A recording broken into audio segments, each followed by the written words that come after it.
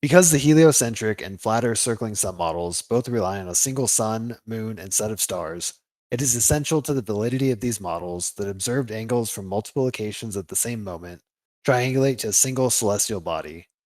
In this video, we're going to plot a series of locations across the world, measure their angles to a celestial body at the same moment in time, and determine if they triangulate.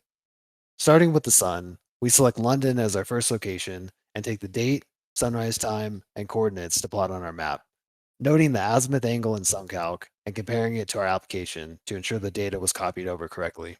Then we select our next location in SunCalc, verify the date, and move the time forward 2 hours to account for the time zone difference between London and Cape Town.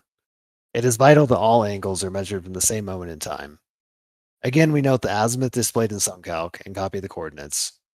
We change the time in our app to reflect time zone UTC plus 2 and plot the new location, ensuring that our angle to the sun matches SunCalc's data. SunCalc is accurate to plus or minus zero point 0.5 degrees, while our application uses the National Renewable Energy Laboratory Solar Position Algorithm, which is accurate to plus or minus 3/10,000ths of a degree. So this accounts for any small discrepancies between the angles shown in SunCalc versus our map. Now that you've seen the method, I'll plot 4 more locations off camera and show you the results. Feel free to double check my data in SunCalc.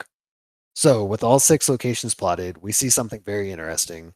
These angles to the sun, all measured at the same moment, do not all triangulate to a single sun. In this dataset, 2 locations could feasibly triangulate to a single point, but once you add more than that, triangulation becomes impossible. For my flat Earth friends, here are the sun angles on the AE map many of you still believe in. The observed angles don't work any better on your fold open globe map than they do on the globe itself. Next, we'll use the same method to measure observed angles to the moon and plot them on our map. Los Angeles is our first location, so we select the date and moon culmination option for our time. Then we copy the coordinates to our app, change the time, and plot the moon angle.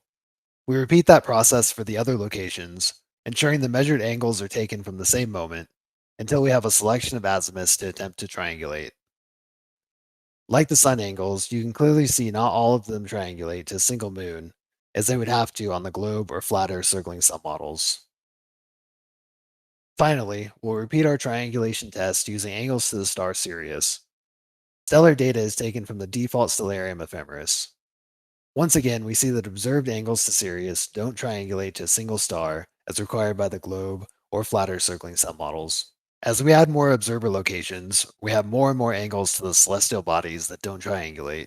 Given that simple but profound realization, logic tells us that people around the world see their own local skies with their own sun, moon, and set of stars. This is one of the simplest proofs that the explanations we've been given about the way the sky works are wrong. So is this place a simulation then? Or a cruel joke played on us by an intelligent creator? I don't have the answer, and anyone who tells you they do is trying to mislead you. We can only use observations and logic to prove that the ways we've been told to think about the world are a deception to keep us from looking for the true nature of our reality.